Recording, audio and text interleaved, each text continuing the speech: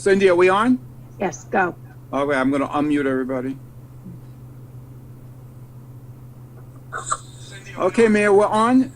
Okay, here we go. Welcome to the Village of Buchanan August 25th workshop meeting. This meeting is being conducted in accordance with the Executive Order 202.1. And if you could all please join me in the Pledge of Allegiance. I pledge allegiance to the flag of the United States of America and to the republic which stands one nation under God, indivisible, with liberty and justice for all. Thank you. Okay, we have a pretty busy meeting this evening, and this evening, the first thing on the agenda, we're going to be discussing the development of a windmill and manufacturing facility on approximately 54 acres of town property in Verplank in the quarry area, and how this will affect the village of Buchanan. So let me start out by saying we are all for green jobs and green energy, but it's very important for the village of Buchanan to get this redevelopment of the Indian Point property right. The village has an opportunity to see this property developed as mixed use and have the community once again have access to the river. Tarrytown, Hastings, for example, are doing fantastic developments on their riverfronts.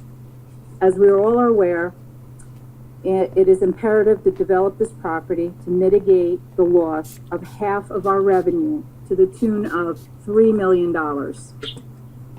As we all know, manufacturing facilities don't give the revenue that mixed use does. There's many concerns with this project, but probably my biggest concern is that I feel that it's potentially a done deal. I can't help but wonder if this was part of the plan to close the Indian Point Energy Center. Legislation, as we all know, was passed in this year's state budget, and it is called the Accelerated Renewable Energy Growth and Community Benefit Act. It allows renewable energy to more quickly develop. There's a lot of pieces to that, but if anybody would like to look up that legislation. So this evening, I hope we can address some of our many concerns. And, you know, when they speak about upland development, that's the Village of Buchanan. So we need to have many questions answered. You know, some things like how many acres are needed, amount of employees, noise, revenue for the community, infrastructure, village roads, sewer. You know, there's a lot of questions. So, but we have to develop this property in what is the best interest for the Village of Buchanan. So I will now turn the meeting over to the company. They have spoken to us a couple of times. I didn't realize that the town had moved so quickly. They're moving, well, they'll explain where the town is at this point with this project. So, Mr. Russo, are you on? Hey, good evening, Mayor Knickerbocker and village trustees. Thanks for having us tonight. We appreciate your time. As you know, we've been keeping you up to date with all the submissions that we've made to the town of Cortland on the proposed Fort Cortland project. Been keeping you in the loop with all of the communications throughout, and we will continue to do so. So we're here tonight, as you said, to answer your questions.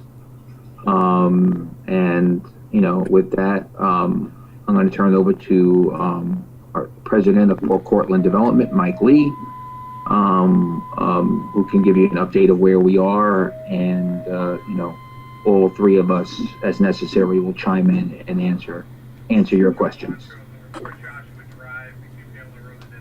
Mike? Mike, you're on mute. Oh, okay, thank you. Thank you all. I'm trying to capture the first questions here. But to be clear, just from the start, at this point, we still do not have a tenant for Port Portland. We are in the process of working with industry and others over the next couple of months to pursue interest in that. No, there is no done deal. This project actually doesn't even qualify under the Accelerated Renewables Act. This is a proposed manufacturing facility, not tied into that. So there's no state oversight rule, etc. We have had no conversations with the state whatsoever. We have only submitted an application to the RFQ process, and we have only been allowed to respond to webinars and had many questions about an RFP that was issued recently. We were under the presumption, and we've been explaining this to the town, that the whole process, the way it was set up, was the expectation that we would submit the town property for an application for potential port. That was back in November of 2019. At that time, we did a submission for the 20 acres along the waterfront of the town property where they had previously RFP'd for other uses. We were under a non-disclosure agreement, so there was not a lot of back and forth we could describe to the town or others. We just, at one point, were notified that we were a shortlisted port, and we had hoped that was going to become public in February, March, but COVID hit.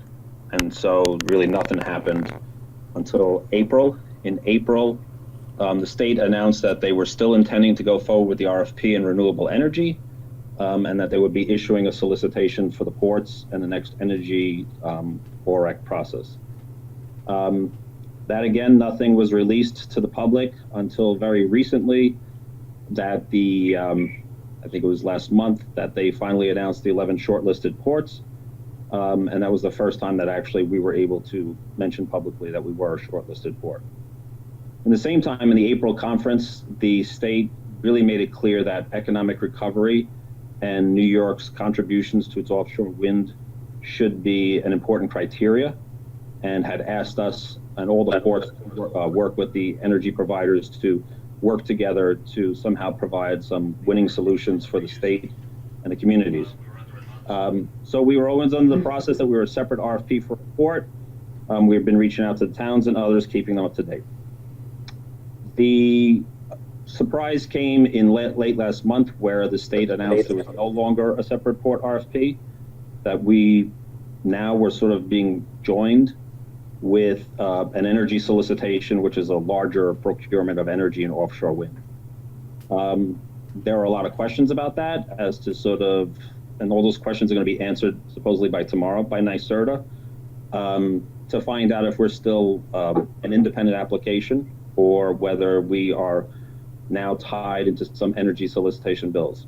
In anticipation of that, Anthony, who has worked in the community for 30 years, we realized that there are a lot of questions with respect to what is the end use, what is the number of jobs, what are the payments, what's traffic, noise, all those other things. So we've been very honest. We've reached out, we've told the community, we had to explain to the town that this was not, it's no longer a separate RFP, that we don't have a tenant, but we do know that there are large fabrication facilities that are required, that we would only be seeking a facility that would be enclosed and no outdoor major fabrication. And we have been working extensively at risk to develop what we call version 14 of a concept that tries to do the best to protect the community and protect the environment and provide some options for employment. Also, we've made it clear that this is not, we are not submitting this as a ratables project, that the RFP was released, emphasized a lot about helping disadvantaged communities. And there's been some pushback on disadvantaged communities, but basically from the CLCPA, it talks about communities that are being impacted from one chain to the other and just transition. So we're hopefully going to communicate that better in the future. But we feel that working with the town as that property to start, there was no way in this time frame that with all the sort of stuff that was going on with the transition of the whole of the property for Indian Point and license transfer, we just realized that that was not something that could be pursued at this time. However, that possibly the village and the future owners may be interested for the adjoining parcels that are immediately adjacent to the town property at some other point, and we just felt for disclosure purposes that we were going to prepare environmental impact statement. In the meantime, we'll do these specialty studies ahead of that and just say there could be in the future.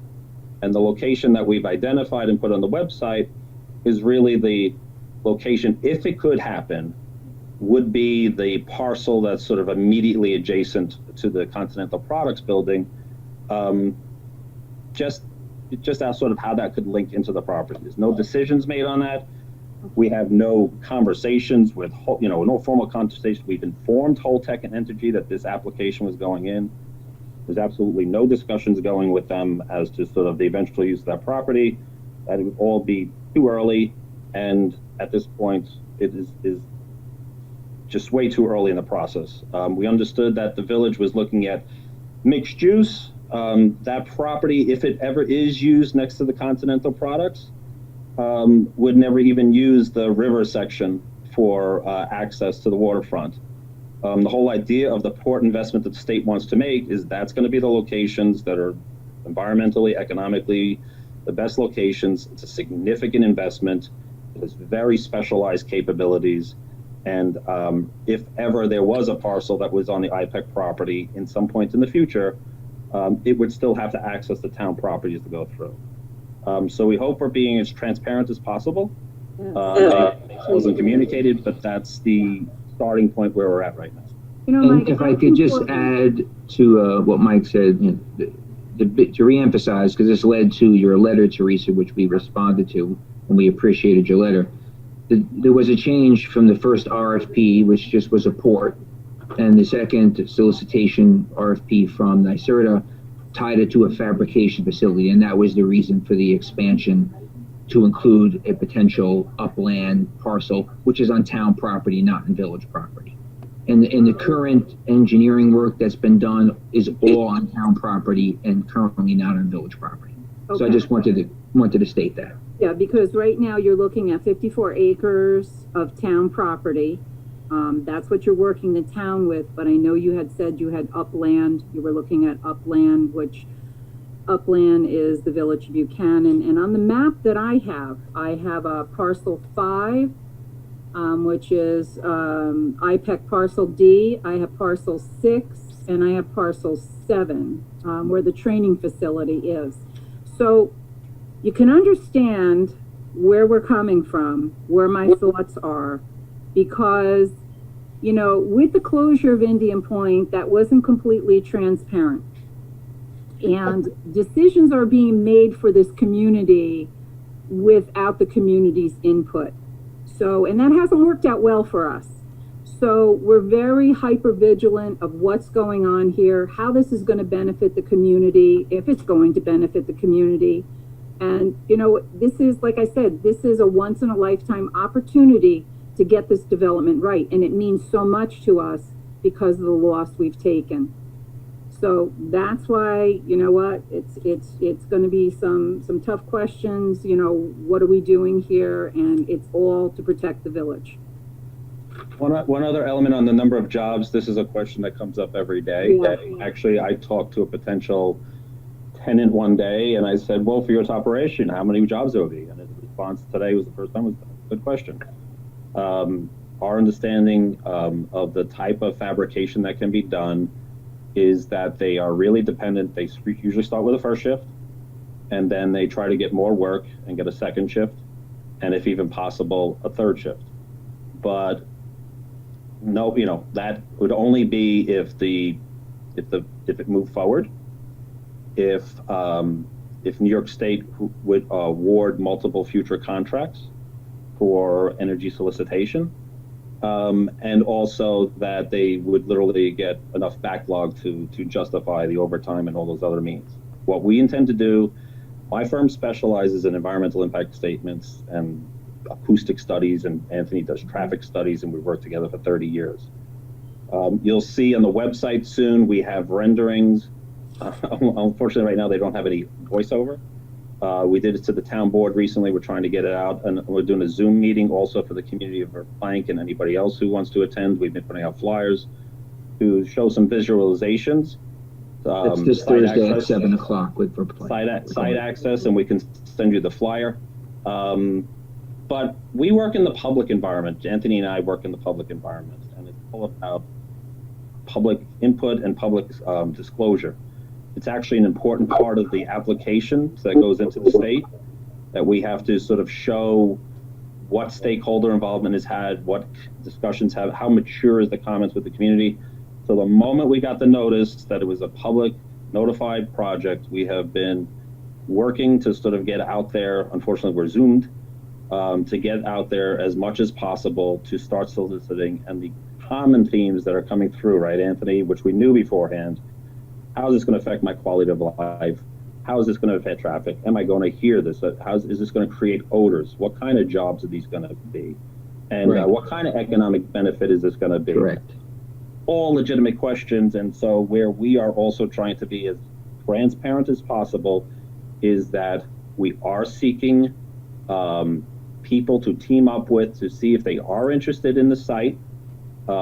We have been working with some folks in the industry because, quite honestly, we are not offshore wind specialists. We have learned a lot, and I think we're getting far along that way. And we had them, advising us as to the types of materials. You'll see on the website, you'll see the blades, and you'll see the thing that's called in the cells. That's not to say that we have someone who tomorrow is going to commit to that. There are other components that could be built within those structures that are also large. It's just they're the hardest things really to sort of move around the site: a 350-foot blade, a 500-ton nacelle. So there's a lot of engineering that Justin and others have been doing, and we really want to take this time and opportunity to reach out. We're going to do these initial studies. We even have an opportunity, and we're checking with our folks in New York. We actually even have a specialized lab that can basically imitate any sound that you hear now and in the future. It's been an extraordinary investment for all the work we do with and at one point, when it's safe and we may only be able to take one or two people at a time, we want to demonstrate the capabilities of what we've been doing for industry, so that even then when you're getting a report, it's not only a report, but you'll be able to come to our offices and actually be able to get very close sound simulations as to sort of what do you hear right now. So this is what we do. I've been doing this for 30 years. Anthony has been working with me for 30 years. But these are all very legitimate questions. We're working on some of the technical aspects, and where we ask people to sort of, besides give us the questions, we don't specifically have an end use yet. We have guesses. And I literally had a conversation today with someone who had never heard about the port because it's never public. And the industry is trying to just figure out what's there. Unfortunately, we can't travel to Europe. One of the plans was, if this was done earlier, would be to get people to go to Europe to see these fabrication facilities, to hear them, to see what's inside them. I was talking to someone today in the industry, and they were talking about you can't even have a loose glove playing around these facilities. These are very controlled environments with humidity, no dust, because they're putting together products that they want as clean as possible to go offshore and last offshore. So that's the truth. That's where we're at, and that's where we want to meet with everybody in the community to the extent we can, and address all these legitimate questions so that the application goes in, if again we find someone who lets us join their team for an application, and by December there will be a decision for this round. If we cannot get someone to go in to do the application, or if we cannot get an accepted application, that's it. It's December, we're done, we tried, we did all of this. I'm sorry if you wanted it or didn't want it. And if it does move forward, again, the town and others are expected to have conditions with respect to, it's not a ratables project, what are the types of jobs, and we still would have to finish up an environmental impact statement. And that would only be for the town property per se.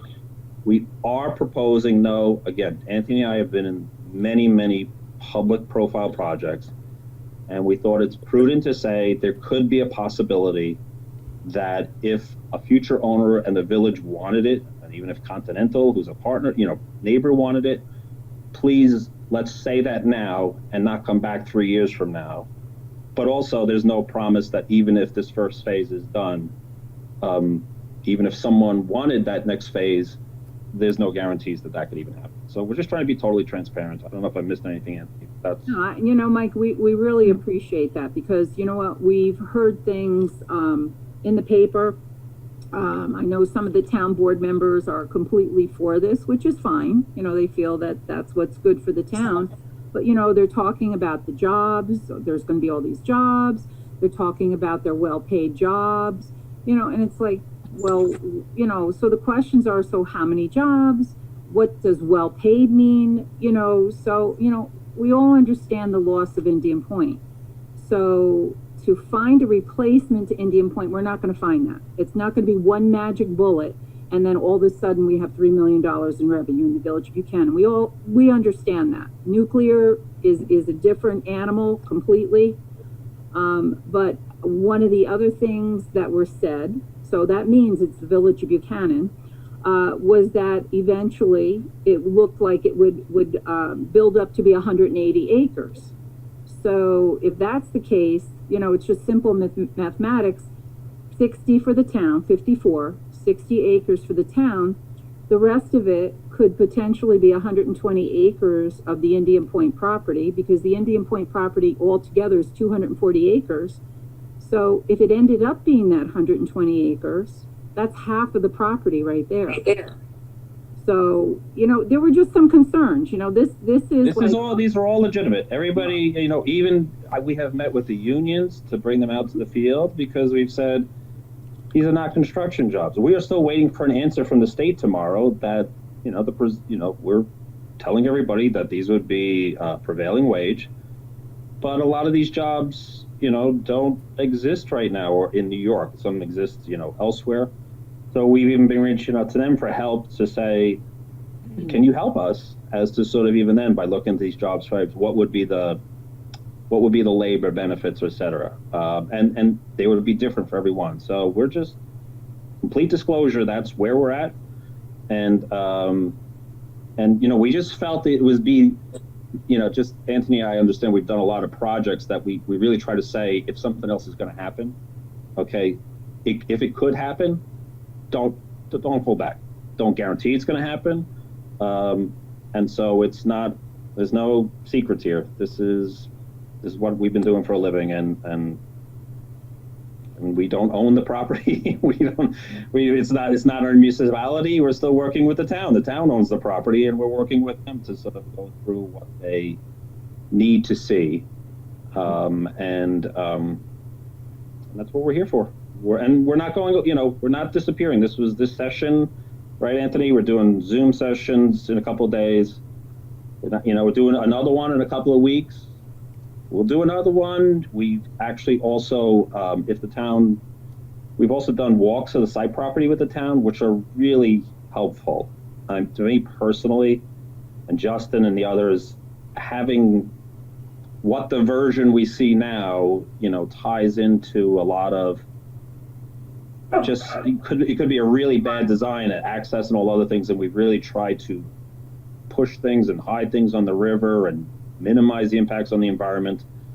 But it's still working through a concept design, and if we can find someone who is interested and an offshore wind energy area bidder who finds it's interested, and we can get those jobs, and the state decides that that's going to be an award, and the town agrees the use of the properties, it's all done in public. It's all done in public.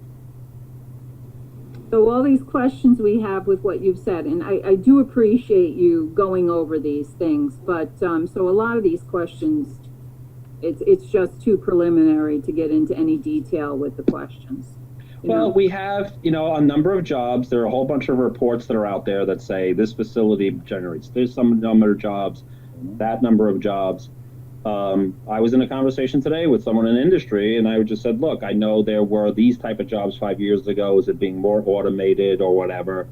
And so they're giving us some guidance. And so, you know, we're designing a parking lot with 250 spaces, you know, based upon some guidance. but that's that particular tenant. I literally was on a call today with someone who could be a different tenant, and I asked him point blank, these are the questions we're getting. How many jobs? And he said, that's a very good question. I have to see the site and figure it out, and it will depend. Once we get that information, we will, but in the meantime, I think between what we know is kind of more than the normal or sort of what we're seeing at other facilities, we're going to start with that. I talked to a vendor today who said, well, we really don't work at night. I said, oh, that's okay. And they said, but we may have to work at night. I said, oh, no, that's a different hint. Okay. If you're going to do, what are you doing at night? So we've put a parking lot on the site, like on the far side of the building, underneath the power lines. We talked to Con Edison, very serious about the power lines and who would get access to there.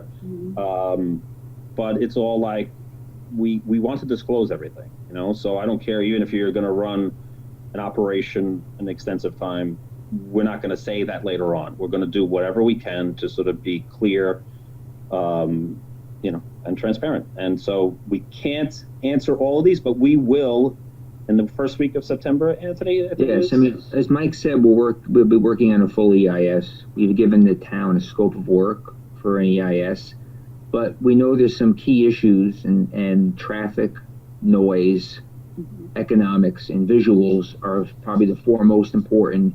We're advancing those studies ahead of the full completion of the EIS, and we plan on giving it to the town of Cortland, our first cut of the preliminary assessment in those areas the first week in September. We don't even have the scoping document for plan. I don't know if you guys have done these studies, but typically you go through this very linear process. But I've worked on many consent order projects, or I've worked with commissioners who say, I don't care what the process is, get out and tell the people what's happening, have informational meetings. So here we're actually advancing these four issues and saying, okay, this is where we think it'll go and what they are, even before we have the scoping document, because people want to know. And we did these renderings also that you'll see, because it's just hard for me to visualize looking at top-down pictures and photos. So we built a very accurate 3D model, and then we got questions. Is that the right height of the church? We were simulating trees, and I'm out there trying to guess how high are those trees. So we're going to get a drone out there and sort of, get everything collected so that it's accurate and we're predicting. Because until we start answering these questions, people are not going to, they'll still keep asking them. And we're trying to do the best we can. Yeah, community engagement is very important, obviously, for you, Teresa, also for Supervisor Puglisi. We're going to have informational Zoom meetings for Plank this Thursday at 7 o'clock and on September 10th at 7 o'clock. We'll have a presentation, of the project, and then we're going to open it to Q&A. We want to understand what people's concerns are, for, against, indifferent, whatever it is we want to hear about it. The biggest issue so far, if you just want my personal opinion, observed is there's been a lot of rumors, and concerns, and I spent an hour today talking to someone who I would have thought had some background and information on the project, and she didn't. And so I spent an hour working with her. I spent 2 hours the other day with some local president for Plank, and I said, I'll do it, but let's figure out what the right forum is to kind of get everybody to start. Let's just start. Everybody just trying to get an understanding what it is. It's not building wind towers on the property. It's not building wind towers. Sorry, my dog is the Zoom meeting. Hey, wake up. Sorry about that. So yeah, that's the first step we're trying to do. And that's the timeline that we did not set these timelines. Again, we wish we had more time being open about, the short list and such. But New York State is forcing these timelines. And like I said, that's what we're facing. Mike, so you can kind of understand where I'm coming from, because rumors in the paper, which I know you can't believe everything you read, but there was comments made from some people. There were, it can be built out to 180 acres, and you're like, really? Okay. So, you know, we have our concerns, and then, you know, we talked about infrastructure. I know you had mentioned something, I've been reading the reports about whether to have a package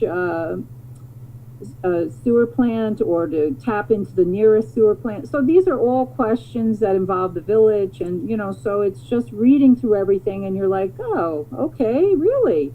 So that's why I'm so glad you and Anthony are here tonight to discuss this with us and let us know exactly where you are.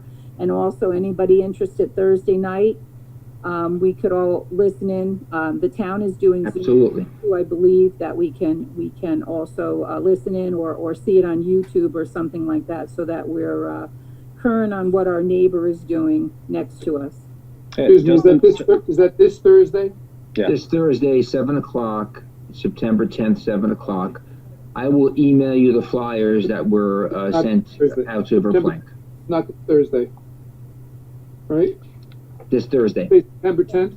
And That's the September second 10th. one. Two of That's them. the second one. September 10th is the second one. Okay. There's two of them. We thought Labor Day week would be too tough. You know, to be transparent, Justin and I were on a call with someone who may be a potential tenant in the future, and we were asking them the questions, okay?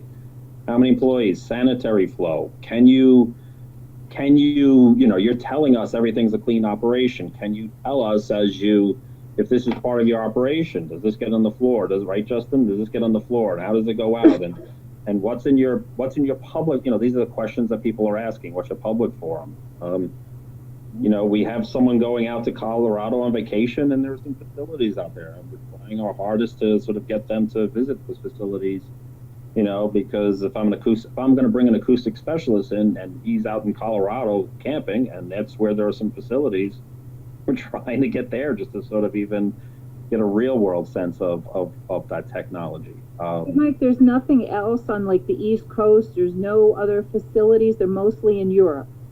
The ones of this size have literally just, if you see some of the imagery was shown in the Zoom meeting, you know, this new generation of these being so tall, the first fabrication for those facilities literally are just coming online. Okay. So while in Colorado and other locations, they have turbines, they're just not to the size. But the work that they have to do inside to assemble or do them, it's a little bit more automated now, but they should be largely the same process. Mm-hmm. So we're trying to go out there to find that out. But no, that's a challenge that New York and everybody's facing is having that size of an acreage and access to the waterfront and being close to the areas that need the power. And in some respects, America may benefit because Europe has been working at this for 20 years. Mm-hmm. And it is sort of at a time where the technology is rapidly increasing. And we are even trying to say, okay, the blade's 350 feet long. Well, how long could it possibly be? You know, and, you know, maybe they go up to 400 feet. So whatever it is, we're just trying to show what, how, where it can fit into the site. But these are all legitimate questions. These are the same questions we keep asking ourselves, and Anthony and I have spent 30 years sort of in the public forum, and we're going to try to do everything we can to do that. Thank you. I'm going to open it up to my board members right now if they have any questions. I know we didn't, you know, you can't get detailed like we discussed, but Nick, do you have any questions? Yes, Teresa, thank you. I do. And I had some comments which I don't need to make because the mayor made some of them. So I'm, you know, very much in agreement about that feeling of being railroaded because Indian Point was closed in a deal between parties and closed doors, and the most affected communities were not brought into it, Buchanan and the town of Cortland. And so we are, as the mayor said, hyper-vigilant because we don't want to get railroaded again. We want to be part of the process.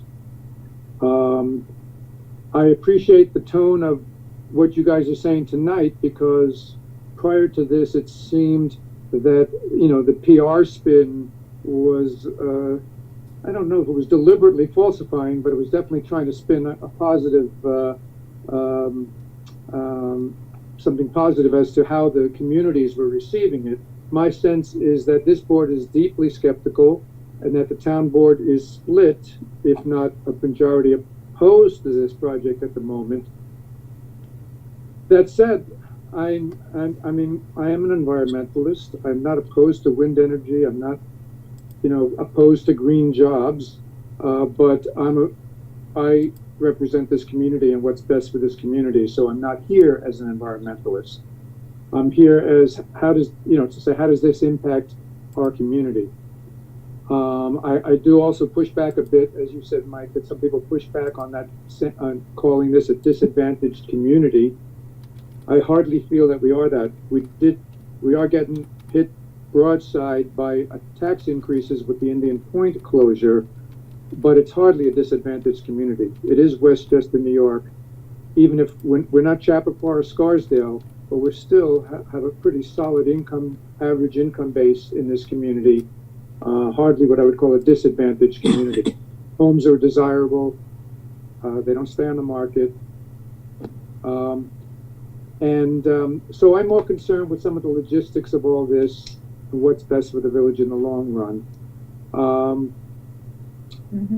I do have a few specific questions, but first I just want to jump in on that jobs thing. The jobs issue is, politically important to address. However, it's not the biggest issue to me, because I know that Indian Point was a bigger employer than this is likely to be.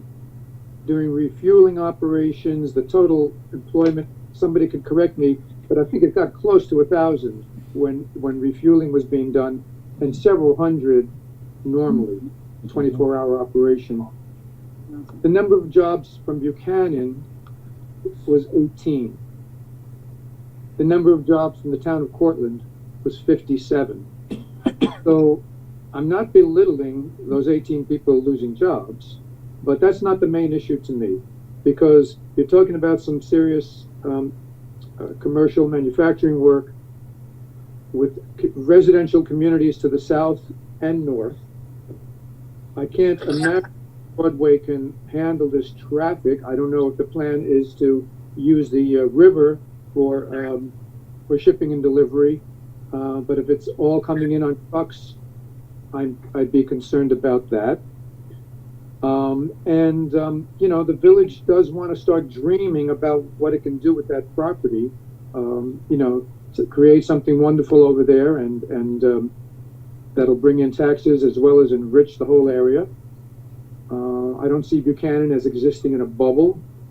We're a little, at best we are the mouse that roared, because, there's a lot going on in this little square mile here.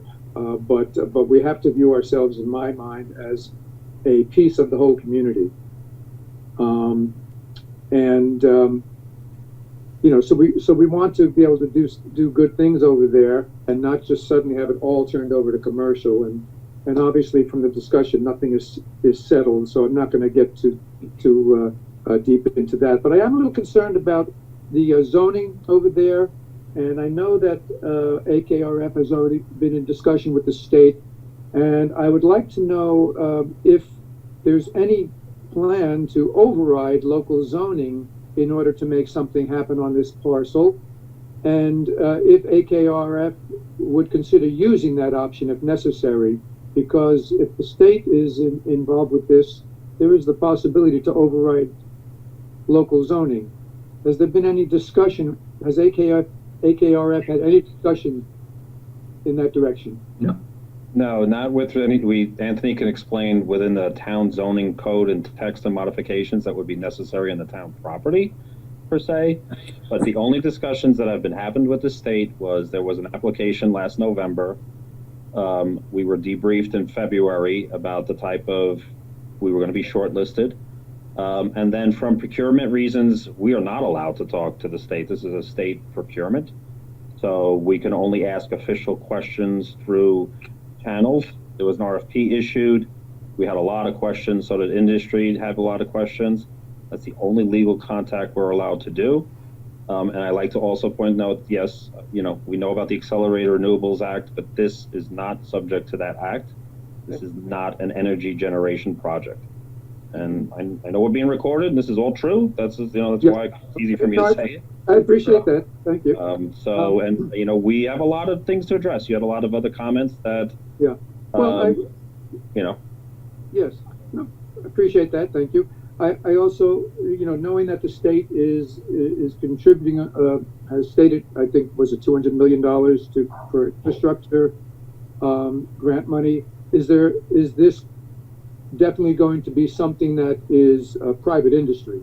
Will the land and the business be owned and operated by private industry? It will not be something that the state will operate. At one point we had the New York State Power Authority running one of the nuclear plants, and tax revenue was zilch. Is there any chance that the state would take control of any of this? No, the state is wants from, and I'm not stating what the state says, I'm just stating whatever they've said in the public record, is that they're looking for active investment. In this RFP, people were under the impression it was going to be a $200 million grant for up to so many ports. The state clarified that that's actually not a grant. There'll only be $100 million in grants and $100 million in loans at a certain interest rate we're trying to find out. And they're also requiring private industry to match that. So these industries have a very short time period where they have to come up with their own $100 million funding for ports, which would be if this port or other ports, and a matching of that from the state, either through loans or grants. Right. But it would only be, we mentioned to the town a long time ago, these are all private enterprises. We've also told the town we're looking for someone who wants to be a partner, who wants to be here, who can demonstrate that from the other jobs and communities that they worked with.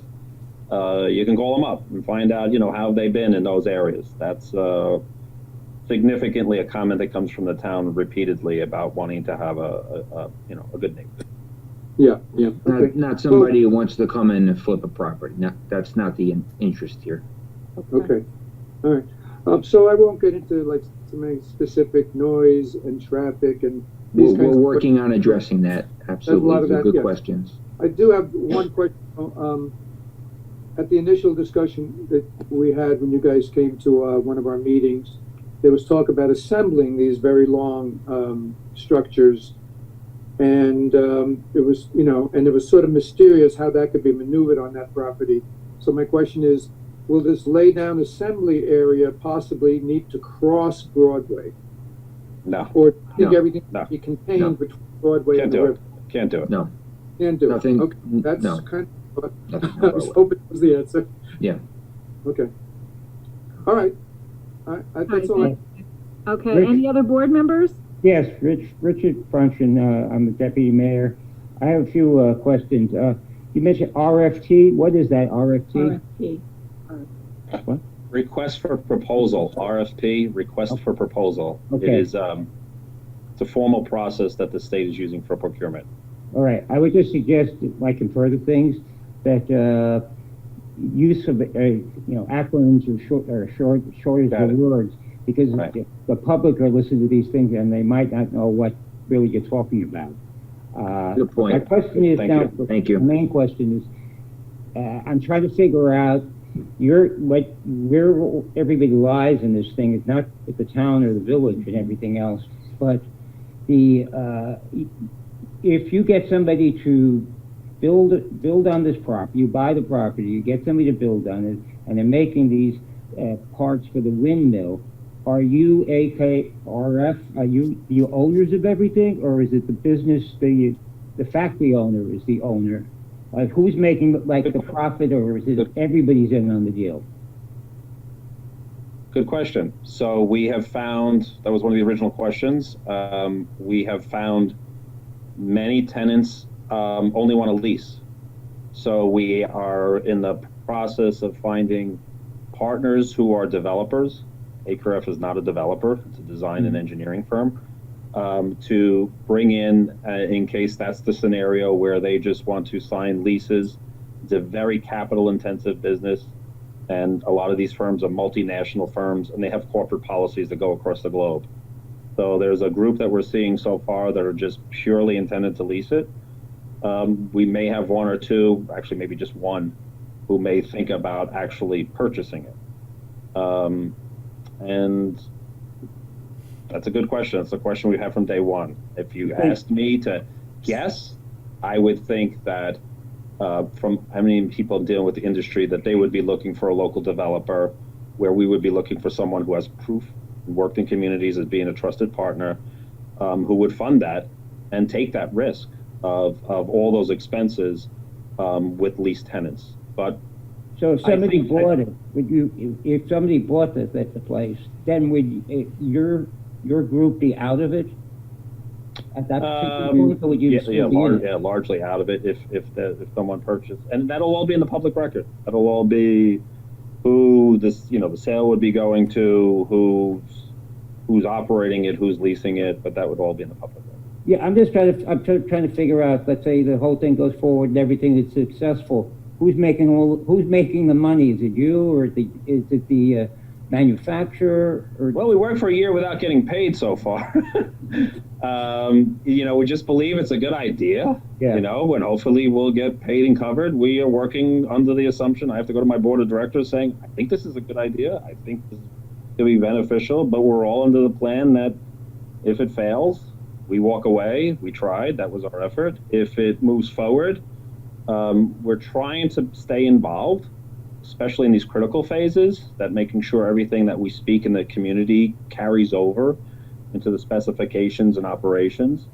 So would we be talking with you all the time, or would we? No, I mean, I hope to be here for some time, but eventually, if it goes to a developer, or at least we're advising developers that we're talking to, is we really have to be part of your team, whether it's just a client, just there's no way anybody who's worked in these communities for 30 years or et cetera could just sort of walk aside.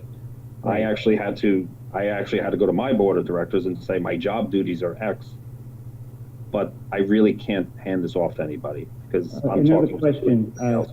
You said that previously, not previously this evening, you said that all the operations would be done inside, not outside. So how big would these buildings have to be to accommodate the manufacture of these things? We have templates that'll be on the aerials and visions renderings that you'll see. Okay. At this point, it seems to be about a 5-acre structure. Okay. And with most of the rest of the area for storage, you'll see in the renderings that's their issue. And people, what's the production rate? That's another example. This thing's enclosed. When are the doors opening? How's that happening? Is there something going on outside? So we're trying to do all that. These are very big pieces, and some of them they produce 2 a week. But we're working with the industry. Really, there's a very great need for them not only to fabricate these things or produce them in a controlled environment, but also the amount of land they need, because they express to us that if we come to your community and we put all this money and time and effort and we're going to be there for however long, we don't want to ship this somewhere else to be shipped to somewhere else. Your value is that you're in the lower Hudson Valley, and you'll see from some of the renderings where all the energy areas are. Anybody who's been in business with shipping doesn't want to do double handling. And there really aren't that many places that have that kind of land to build. And Michael, what we're proposing is smaller than the neighbor Continental, am I correct? Yeah, it's a smaller building. It's about half the size of that. By half the size. So have you had any interaction or discussions with the governor? No, we're not allowed to. This No. is Okay. one thing I like about New York. The procurement process is Okay. things above board. Thank you for your answers. Okay.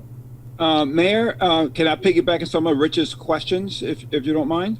Yeah, and then we'll go to Dwayne. Absolutely. Just a couple of quick questions, just to make sure, because all of the town meetings, the workshops that you've been at, just to clarify on the record, they've been Zoom meetings, but they have not been recorded. So some of the questions might be repeats because nobody was, when the town had the meetings with Zoom, a lot of people didn't see them, and they're not recorded for us to watch. So that some of these questions might be repeated questions.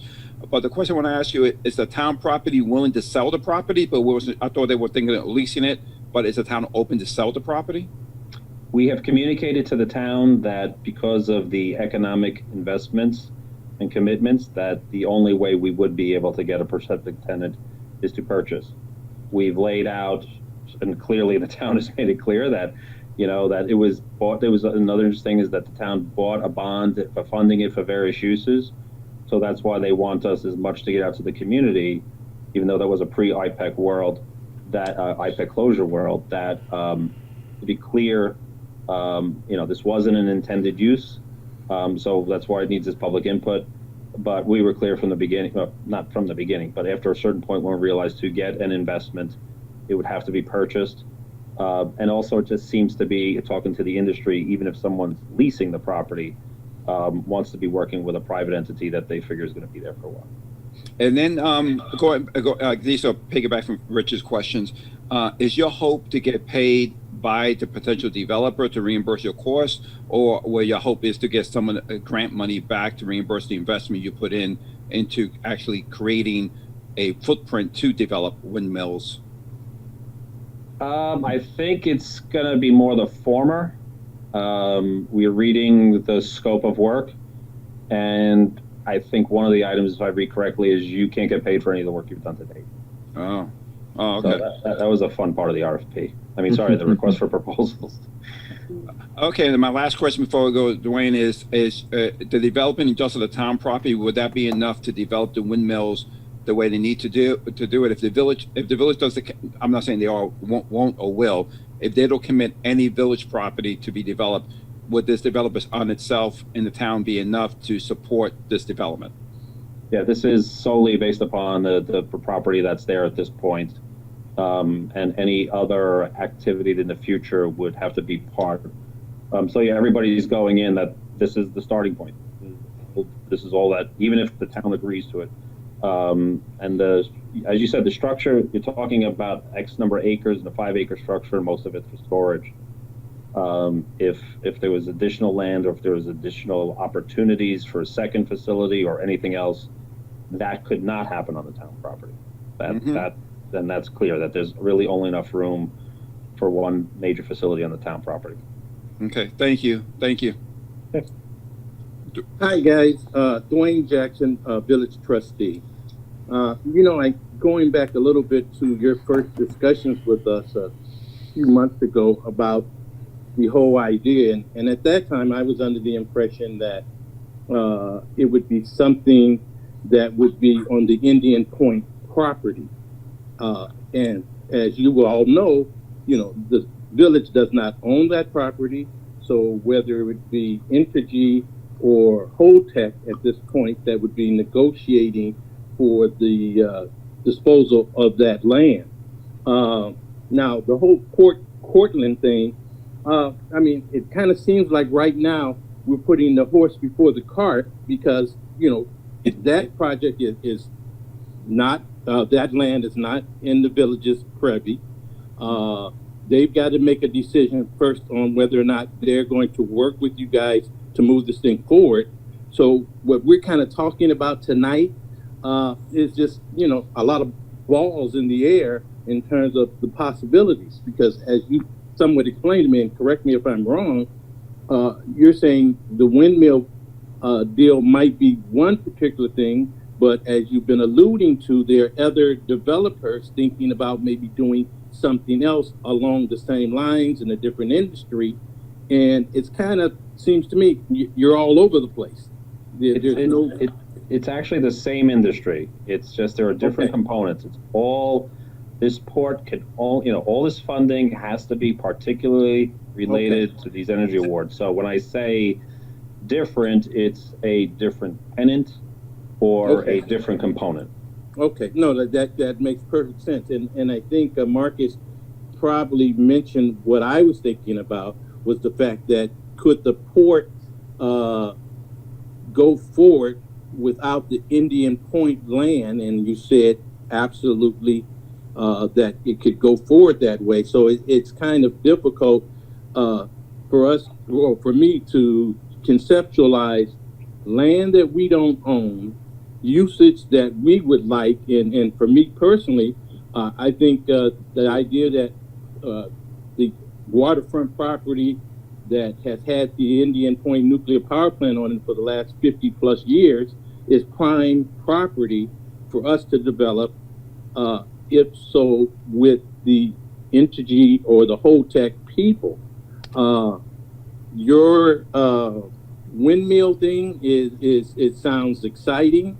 I'm happy to know that the port would be on the Cortland side and not the Buchanan side, because I don't really want to see us lose access to the river for another 50 years. And then more importantly, and again, this has nothing to do with you, you guys, as a village, we've got to look at what's going to give us the biggest bang in terms of taxable income from whatever's developed on that property.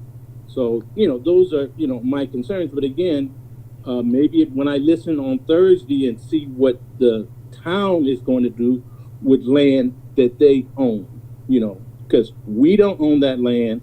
We can only zone it in certain ways or be able to tax it in certain ways. So I'm hoping that you guys will be successful with that in terms of an energy project that will help the whole Hudson Valley. But I think at this particular point right now, as a village, we're standing on the sidelines trying to see what Holtec's going to do, what the Entergy's going to do, and what the state's going to do. And like you say, you're not in touch with the state.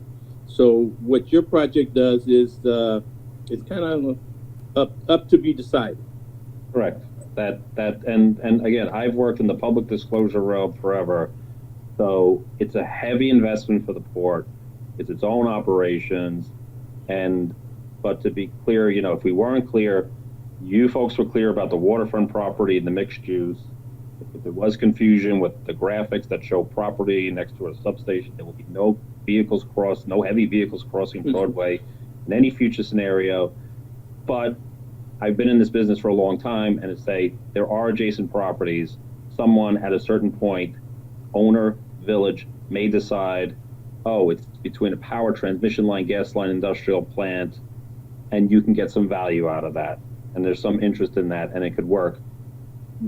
I've just been in the business a long time. Report it, but it's not guaranteed by far, and we are definitely never, ever going towards that other direction because the port investment is so large.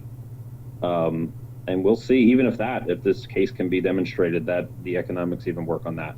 But if we're not 100% clear, we'll just keep trying to be 100% clear. Yeah, you've got some hurdles to cross over for sure. Yep.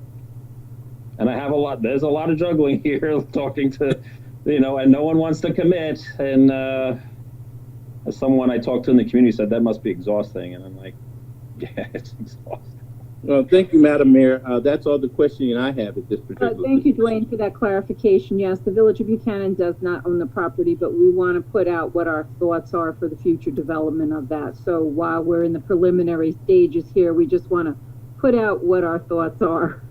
And I think the board has asked some good questions and are pretty clear of, the direction they'd like to see.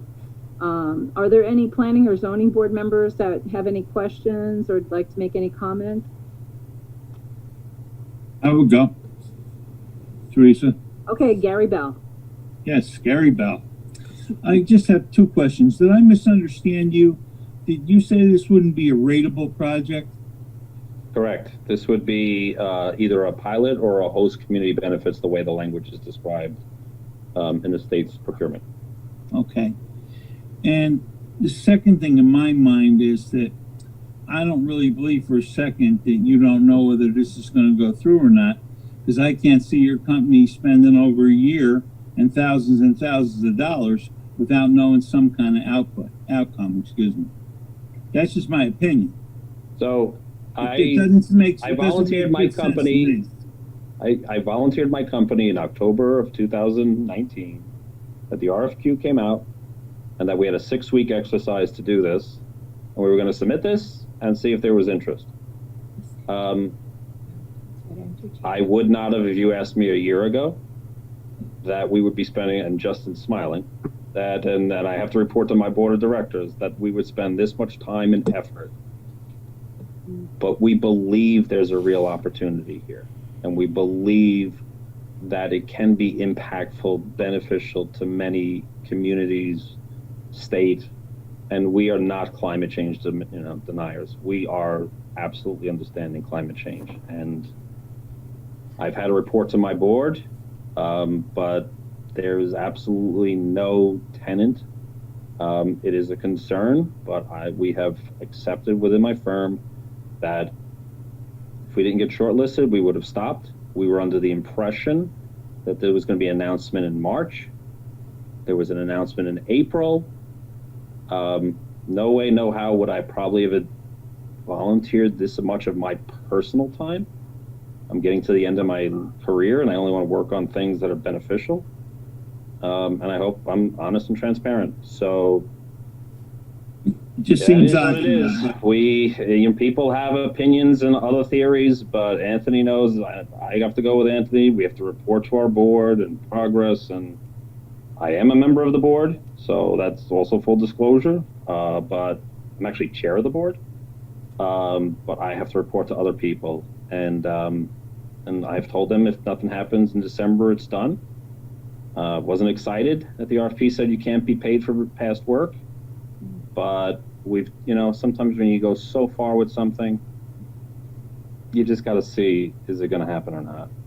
That's the truth.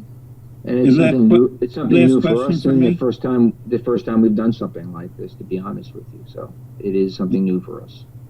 Last question for me: if you ended up purchasing the property and you were looking to lease it to someone, how many years do you envision a lease to be? We were hoping 10 years to start, but it seems like they start with 5 years in options because their contracts only go 5 years, which is why we have to bring in a developer who understands what the potential opportunities, so that if they build this structure, they have to have the faith that New York is going to continue to procure.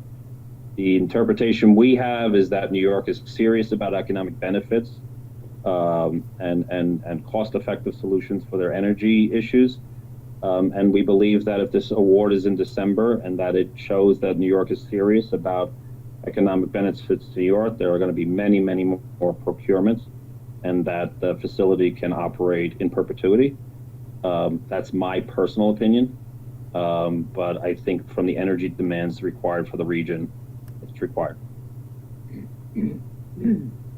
Okay, I'm going to stop there. I do have some other questions, but I'm going to stop there. But thank you very much for your presentation. All right. Okay. Thank you. Any other questions, comments? You're getting off easy tonight. Well, we'll come back. We're doing Zoom meetings for Plank. We're not, if there's an interest, whole customized one for Buchanan, but it's all kind of common communities. We just wanted everybody to work out as soon as possible. When we advance the 4 technical studies that we've talked about, which are some of the questions that were raised tonight to the town, Madam Mayor, you will, and your board will be copied on it. So you'll be able to read those reports. Every single thing that goes into Cortland, that I've been CCing you, you and Marcus, and I will continue to. So you will see those. And if we're you not need us going back anywhere, to answer Anthony. Questions, Right. We'll be more than happy to come back. Right, we're not going anywhere, Anthony. So we're just going to, even a report is a flat, it used to be paper. And we're available to kind of walk through, people review it, and we will be as transparent as possible. Yep. Thank you, much appreciated. So Mike Lee, Anthony Russo, thank you for the Thank update you. and your clarifications. Okay, thank you. Thank you. Thanks, Justin. Thank you, guys. Mayor? Bye. Okay. Mayor? Yes, sir. Oh, Dave Smith. I'm so sorry, Dave. I apologize. That's quite all right. Dave Smith is a planner we have hired for our disclosure that's going to be helping us with this project. I apologize, Dave. No, quite all right. Mike, it's a pleasure to meet you. Mike had mentioned, and by just for the record, David Smith, principal with Planning and Development Advisors. Mike mentioned, having been in the field for 30 years. I know I don't look it, but I've also been in the field for 30 years, doing this same type of work, either working for on behalf of communities like Buchanan, or working for the development teams, trying to get projects approved, projects like this. And so just very quickly, by way of background, some of you may have seen the kind of my personal background, but I think one of the comparisons for the projects that I've worked on is the village of Sleepy Hollow, where that village had a major facility, the GM assembly plant, closed.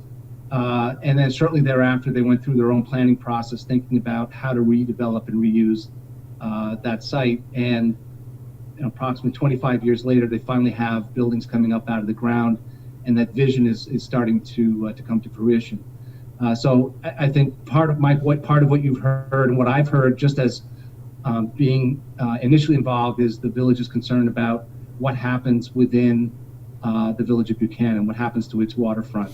I think that's the overriding concern that I've heard just initially, is that they want to have kind of their own self evaluation of how those properties get developed. But Mayor, just for the board's information, the process, a formal environmental review process, has been initiated. That's the State Environmental Quality Review Act, or SEQR. And Mike's firm sent along a number of documents which were passed along to me, one of which is the scoping document. And I believe, Mike and Anthony, you've got a public scoping meeting that's set for September 22nd. That's correct. This was a submission that we made to the town. You're in the business, so we realized SEQR, which everybody thinks is a secret process, so we'll have to watch our acronyms here. That we have looked at the timeline as part of the application to the RFP. They want to show that there's a public process in place. That was a submission to the town with a timeline, and some timelines they've already gotten back to Anthony. They wanted to change certain dates, so they're all a draft for review. And I just, again, want to go on the record. We had heard from the village when we met with you that you had interest for your waterfront. So again, I apologize if we haven't shown all the documentation in that way, but that's why we never considered ever connecting to that waterfront. So again, we're crystal clear. But those are proposals to the town on timelines, and they will be the lead agency. As you'll see the whole involved and interested stuff in there, for the neighboring communities, et cetera. But that's going to be their call. I think the important point is, Mayor, that there is some time for you and the board to consider the scope of work that AKRF would have to engage in, to look at the intersections that are going to be studied, the noise locations, view sheds, all of that, and you will have an opportunity to submit something formally in writing, and that there's a formal process that the town and AKRF are going to have to go through. It's a statutory process. Correct. That has timeframes. It allows for significant public input. So I think that it's important that the process is just starting, and the timeframes may shift a little bit, but you and your board and the village still have plenty of opportunity to consider this particular proposal, the scope of work that AKRF would need to go through to evaluate what the impacts are, what the potential mitigation may be. So I just want to make sure that there's a comfort level that you still have time to provide your public input as part of the process. Good, thank you. And all that documentation that Dave mentioned was emailed to you, Madam Mayor. Right. We have a lot of documentation. All right, good. Thank you. Appreciate it. All right. Thank you, everybody. Really goodbye this time for tonight. Okay. All right. No, thank you for your time. Right. Thank you. Have a good night. Thank you. Thank you for your time. Bye. Okay, we're moving right along to the Westchester County. Hey, before George, don't hang up yet. Stay on for a little while, okay, George? Oh yeah, we have the change order for the water main connection, the 4th Street station. Is George? Thank you. Okay, let me skip over. Let me. Good night, Steve. Good night. Dave can leave. Dave Smith can leave, right, Mayor? Yes, sir. Thank you, Dave. Thank you. Thanks for being on the call. Appreciate You're welcome. Thank you. It's a pleasure. Look forward to talking to you soon. Thank you. Thanks, Dave. Okay, so I'm going to skip over the one thing since our engineer's still on the line. So change order for water main connection and drainage pipe to the 4th Street pump station. Marcus, would you like to go over this, or would you like to have George go over this with the Real quick, George wrote a pretty good memo, not only regarding the project itself and where we stand regarding the change order, but also what the where we stand overall with the project itself. So I'll let George, since he's online, did a great job on this. So I want him to explain where we stand right now.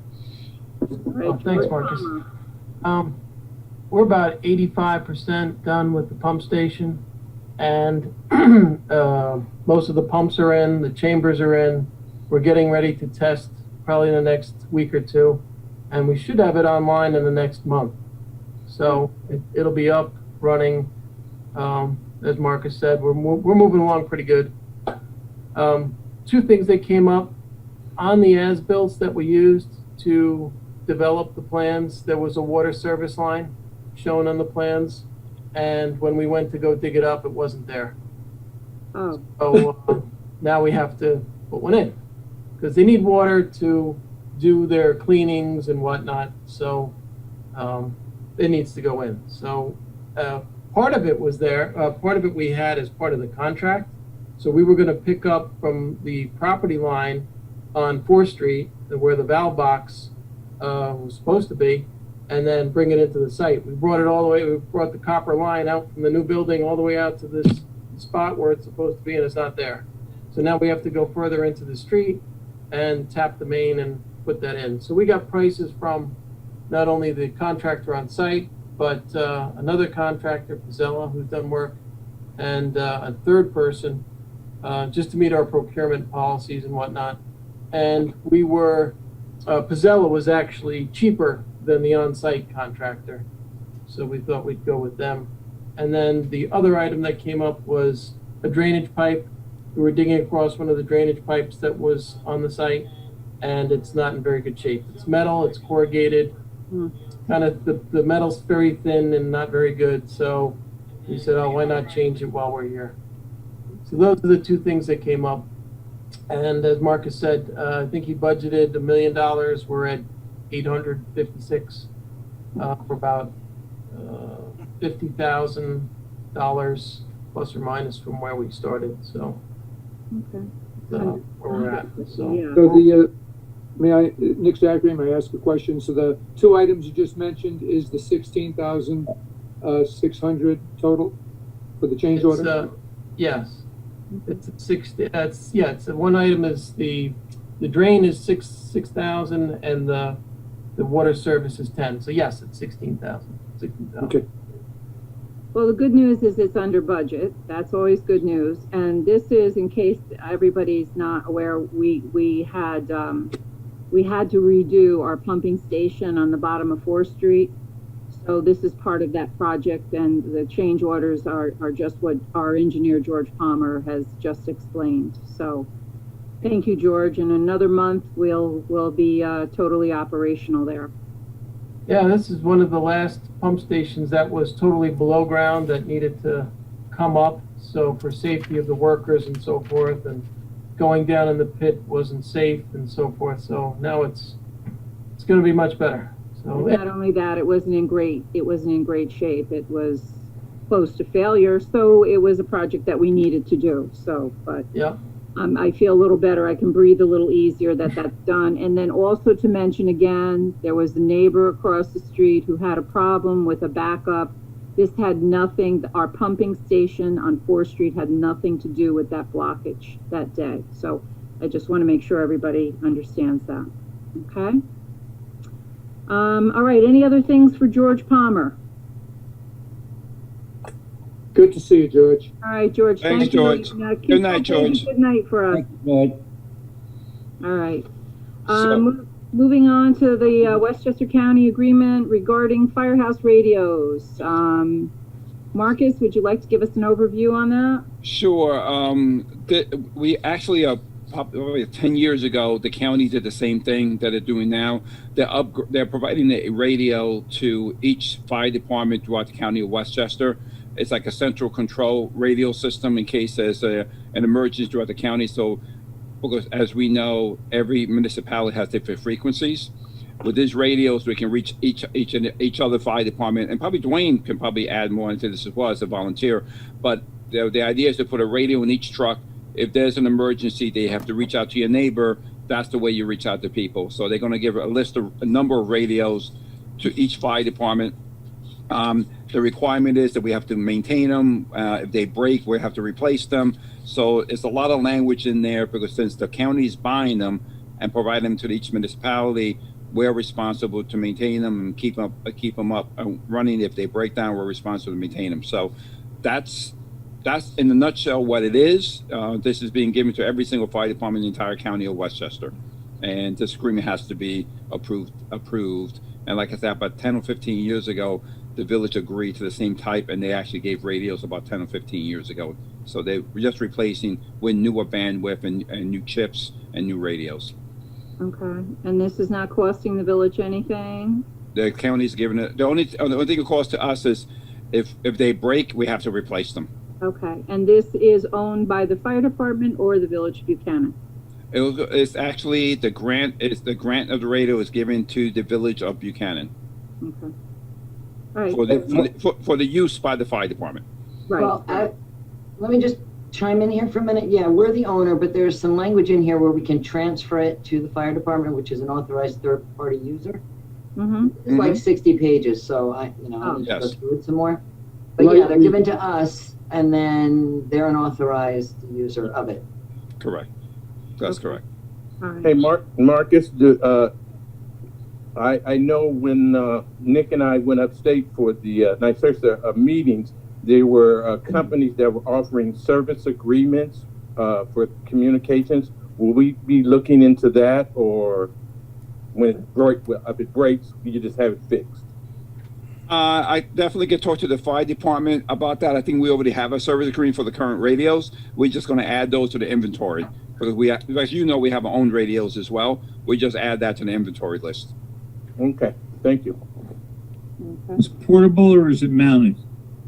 Oh, say that again? Is it portable radio or mounted in the truck?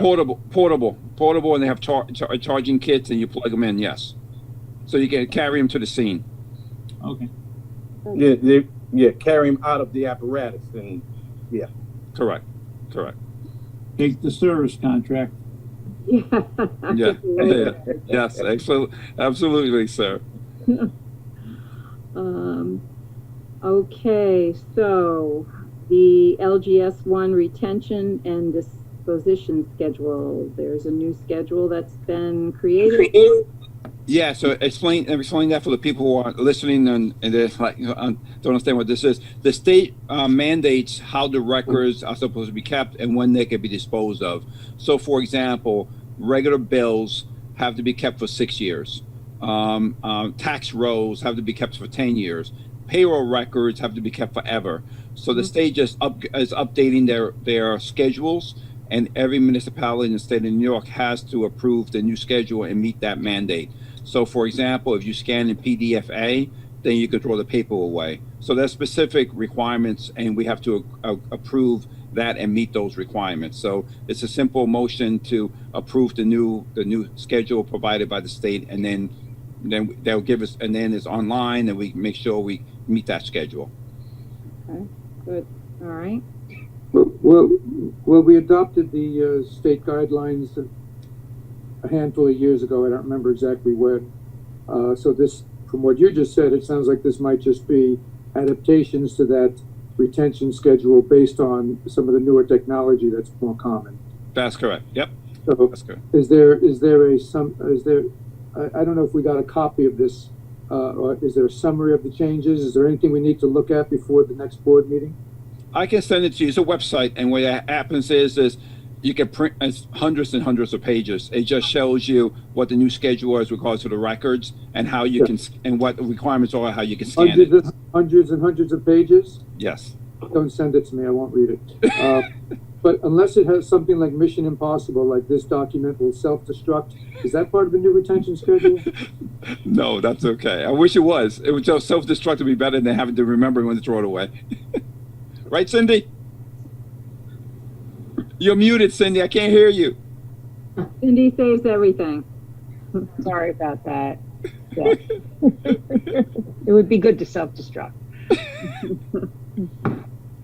Okay, so no other questions on that. Then we have some surplus equipment. If the board is interested in putting this out to bid, we have our 1988 Mack garbage truck, a 1991 Chevy utility truck, a 2001 Crown Victoria, a 2003 Chevy utility truck. That's our old water truck. You know, we purchased a new one. We needed to purchase a new one. And there is a Lesco walk-behind mower. So all this stuff is, we don't need it any longer. And you can see some of the dates on this. We really use our equipment for many, many, many years. And now we've purchased the new garbage truck. We've purchased the new water truck. So we don't need this equipment anymore. Marcus, I know you have said that there's a company that helps municipalities to sell the surplus equipment, and it seems to be a reasonable charge, $30 to come to the site, take pictures, create the ad, and place it on their website. What's the board's thoughts on that? Would they like to move forward with this? It's not doing us any good if they're vehicles that are They're sitting and rusting. require work. They gotta go. Okay. Can any of them be converted into a camper? No. Hey, Nick, we could put you in the garbage truck. I was thinking of getting a camper, you know, these days. We'll put the bid in. How many bedrooms fit in a garbage truck? Yeah, that would be a good pop-up camper, yes. Senior meetings. Okay, we're going to discuss this. I'm not sure where the town is. I know last month somebody from the seniors asked me when they would be able to go back to their senior meetings. We're not meeting in public yet. You know, there was an executive order for us that we still continue to do Zoom. There's a lot of things that still aren't happening. They're possibly thinking that there will be another uptick over the fall months. So I know the seniors enjoy being together. I know the meetings, you know, our senior group is very active, but I don't know that, you know, I don't know if September is too soon. I don't want to, you know, they're at that high risk group. I don't know if it's wise to start the senior meetings yet, but I'd like to hear the board's thoughts. Didn't we talk about this before? What? Yes, we did. Review it in the end of August. Have the meeting in the pavilion Exactly. during the day. That doesn't have to be at night. Yeah, well, they have the meetings during the day. Excuse me. Right. They can have them in the pavilion. And, Why aren't they doing that outdoors? That's right. They could have been doing them for months outdoors. Portland seniors are not meeting. My daughter works there. There's no meetings at Muriel Morbido. Thank you, Gary, for mentioning that, because I think they had originally said something about the beginning of September, but now they're not. Okay. No. All right. That's good to know. All right. Thank you. And one more thing, Teresa, the whole thing is this: we can have it outside, but we talk about opening the bathroom, and then we have to have the bathroom, somebody to clean the bathrums constantly too. Yeah. That's a requirement of CDC. That's what I'm trying to say. So You're right. if you want to open it up for the outside pavilion, it's great. It's a good idea, but we have to make sure everybody stays separate, and then we got to talk about if we want to leave the bathrooms open or not. I would think for the seniors, you want to open the bathrooms, then we got to have staff there to clean the bathrooms. That's what I'm trying to bring that up too. All right. Well, that's going to be kind of like churches. My church, for example, is open now for inside services, 16 people only. Oh, okay. There's so many, you have to be, you know, social distance, mask, the whole thing, and had to have a whole plan that went before the district superintendent. But they are letting them back in the church. I haven't gone because I'm a little leery of everything yet anyway. So No, and that's a wise move, Gary. That's But outdoors with this air circulation is a much more low risk environment. It's, you know, just a matter of like Marcus says, just a matter of the bathrooms being cleaned, hand sanitizer, whatever. Right. And some of the people are not going to come. Everyone's got a lot of different comfort levels. You know, a lot of people are more comfortable with the outdoor socializing. I've been doing some. but indoor socializing, less so. You know, everybody's got a different comfort level. Right. But I don't think it would be I wouldn't feel uncomfortable with the health risk if they were meeting outdoors, as long as we could work out that bathroom thing. And as long as there's no village liability question. Yeah, Stephanie, that would be the same, you know, we need to talk about the baseball too. I Yep. know, they've contacted me again about, having the fall league. You know, there's different things. I sent that out to the board and, different thing. And Stephanie, I had sent that to you. So would that fall under the same thing as the baseball and the seniors meeting again? You know, I don't know. I think that's, I think it might be different. And, you know, I have some issues with this whole, I mean, I agree with the social distancing and all, but I think at some point, not for the baseball, because those you're talking about children. Parents can't waive negligence on the behalf of children in New York. There's some legal issues. Okay. With seniors, I feel like they're adults who can make some choices as long as we set the guidelines and they have to follow them. I don't know what to say about the bathrooms. You know, that's an issue. If we can't handle it, then Yeah. you know, that might maybe put some people at risk. So you don't want to do that. No. But you know, what the governor really has said of recently is, you know, it's time for municipalities and other places to begin to consider, can you do it? Can you do it safely? Yeah. And what the criteria are, and then if you can, do it. If you can't, don't do it. Like meetings, some municipalities are already back having live meetings because they feel that they can safely do that, and others are saying not quite yet. So the governor keeps extending this exception to the open meetings law and allowing us to do what we're doing tonight, which is Zooming. But in other places, they've opened already and they've said we can do it and we feel comfortable doing it. We have the equipment, we have the money, we have the resources, we're disinfecting. That's probably less likely in a small little village like ours. And so, you know, in my mind, I go back and forth. I think if the seniors could safely do it outside and it could be cleaned and we could provide a bathroom, and it's their choice, but we would have to have somebody supervising to make sure, I guess, that they're wearing their masks, because it is sort of village function, right? We would have to have a highway person actually be there to, you know, wipe down the bathrooms after every use. I guess you would have to do that. So, and that might be out of the question at the moment. Yeah. And Teresa, it's not just the bathrooms. Everything they touch, the chairs, the benches, everything has to be sanitized after every use. All right. So I've been on public buildings in Manhattan, and the bathrooms, they clean them every day. They don't clean them after every use. Everybody, after they use the bathroom, has to wash their hands, use their sanitizer, right? You know, hand sanitizer. Right. You don't clean the bathroom between every person. Mm-hmm. If that were the case, then let them have their Zoom meet. Then let them meet outdoors and wear diapers. No, Nick, I agree that there's some sense of personal responsibility here. That people have to. If you're going to go to a senior meeting, you should be, first of all, comfortable that you will be protected in terms of using your hand sanitizer, wearing your mask, and social distancing. You know, and that's why with the seniors, I feel less like it's a risk than I do with children. And I've actually noticed every bathroom I've gone into in the city, or when I go to work, they locate the garbage pail right by the door. So when you take your paper towel, you can open the door with the paper towel and put it right in the garbage. Exactly. So you touch the doorknob. Yep. Gary, did you want to say something? No, not really. I saw that face for a minute. Okay. So I'm gonna let that one go.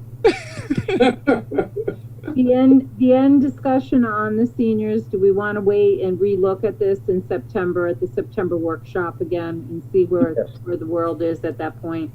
Yeah. Okay. Also with the baseball, what's everybody's thoughts on that? Should we? No. Okay. There's too many things to. Too many variables. Yeah, you got balls, you got rosin bags, you got everything, bats, gloves. Yeah, even though you did see in the paper today, the governor did say that that people could start, with the high school sports again, with baseball is one, soccer. There were a few other, I think, field hockey, things like that. But Yeah. yeah, Well, for me, it's the same. It gets down to the same thing. Who's gonna be responsible for the hygiene? Mm-hmm. And is there any village liability? I mean, yeah. I'd love to see the kids be able to get out there, but is the village going to be liable? And who's responsible for the cleaning? And I just hope people understand we're not doing this to be mean or anything. We're doing this because we're concerned for their health, and we don't want to see anybody get sick. The virus is still active, and like I said before, the experts are saying they're expecting another uptick over starting in October. So we're just erring on the side of complete caution and safety. So I'd love to see the seniors be back in session and having their meetings. I'd love to see the kids out. I'd love to see the kids playing baseball and stuff like that. But it's just been a tough year. It's been a tough year. It's not over yet. Going to be a while. Yeah, I think so. Okay, well, moving along, there's something the governor has come out with, and we have to form a police reform committee. Every community, every municipality in the state has to do this. And there's a report that has to be submitted on police policies and procedures, and it requires a detailed process. This process would include the village board members to be on a committee. The committee is required to have public forums, review all policies and procedures, and then recommend to the village board for approval. Document will then have to be submitted to the state for their review. Mm-hmm. All of this has to be completed by April 1st. So we have to have public meetings. So we kind of have to move on this if we want to have the meetings outside. And but we can also consider, having Zoom meetings also. So Marcus, do you have any more input on this police reform committee? Oh, wait, Cindy's showing it to you right now. Look. Oh, I'm sorry. This came for you today, Teresa. Can you read it? It's a nice big book for you. More than 60 pages? It does. Should I give it to Nick? I'll scan it to you, Nick. Oh, yeah.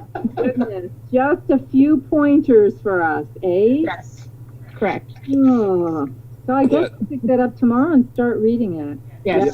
So, yeah, so what Teresa is saying and what Cindy just showed you, the idea is to set up a subcommittee of the board, maybe 2 members of the board, to work with the police department to have public forums. The county has already started their public forum meetings, all by Zoom. They talk about policy procedures, then people are allowed to ask questions. Everything has to be recorded. Everything has to be documented. Policies, and then after the committee finally reviews all the policy and procedures, the subcommittee, which is hopefully 2 members of the village board, and some other public involvement as part of the subcommittee, like the mayor stated, is that then it comes back to the full village board for approval to be submitted to the state. So we are running short of time. Everybody else the county has already had 2 meetings. So we need to start. So we need to have 2 board members work with the chief and Shane.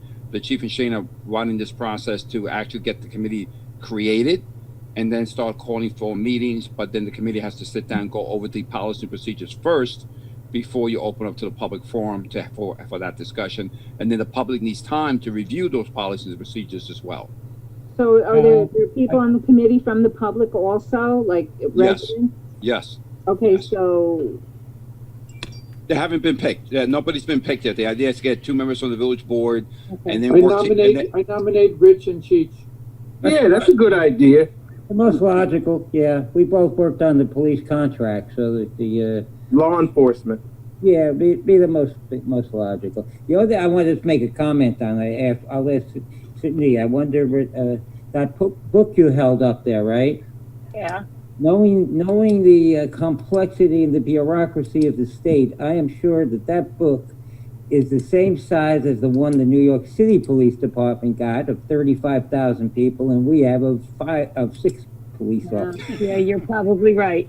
Well, this is what drives me nuts about the bureaucracy. I mean, And the crazy thing is, our police department, we do not receive funding from the state, but we are still required to do this review. I know. Right. And Rich, it's pretty large print. I don't know if you can see that. So, you know, it's not as big as it Because I'm colorblind. Me too. Cindy, I'll be down a little bit so I can pick it up so I can start reading it tonight. 'Cause Midnight reading. it'll probably take me to April 1st to finish it. I'll probably be here. Listen, I'd like to stay and join in all the fun you're having, but I'm going to sign off tonight. All right, Thank you for Gary, letting me thanks so much participate. for Good night. stopping Good in. night, Gary. Be well. Good night, Gary. Good night, Thank you. Gary. Yep. Okay, so we gotta get that in gear and get that moving there. Okay. Perfect. All right. So for the September 1st meeting, September 1st, oh my God, am I actually saying that? The Yep. summer's over. Approval of minutes for July 7th, 28th meetings. A motion for me to authorize me to sign the Westchester County agreement about the firehouse radios, change order, we went through all this, blah, blah, the surplus vehicle subcommittee, okay. Do any of the board members or anybody on have any comments they would like to make on anything that we've discussed, or? I have a question. Sure. When is the elections for the village? September 15th. September 15th, okay. They were supposed to be March 18th, and really there was no reason that they couldn't have been had, but the governor canceled the village elections that were scheduled for March 18th, the day after St. Patrick's Day, and it was postponed until another date. Now the final date is going to be September 15th. And what about the people, can they vote by mail, or they have to vote in person?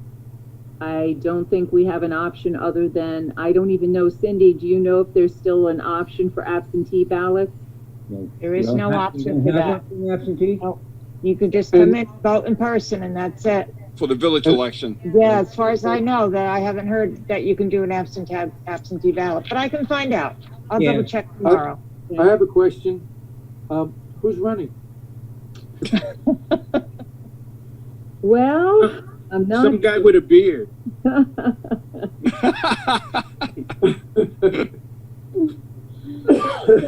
Just so you know, Nick, it's an uncontested election. Some guy, that Nick Zachary, you know him. Rich Funchin, Oh, geez, he's still doing it? yeah, and myself. Get rid of those two old guys. I'm not far behind you.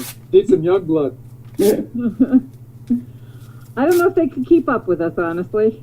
Yeah. So, I know we're going to go into exec session in a few minutes, and we'll probably be in exec session at least till 11 o'clock. So, the meetings have been long, but there's been a lot going on and a lot of village business we have to discuss. So, nothing else to discuss before I go into executive session?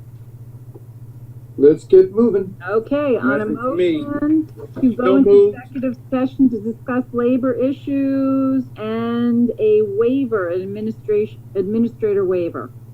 So I move. second, the motion was made, I second it. All in favor? Aye. Aye. Aye. Okay, we're going to exec session at 9:11. So I'm gonna mute everybody, and I'll let you know when we'll get back into executive, okay? Thank you. Mute me, you can't shut me up. Shut him up. Mute him.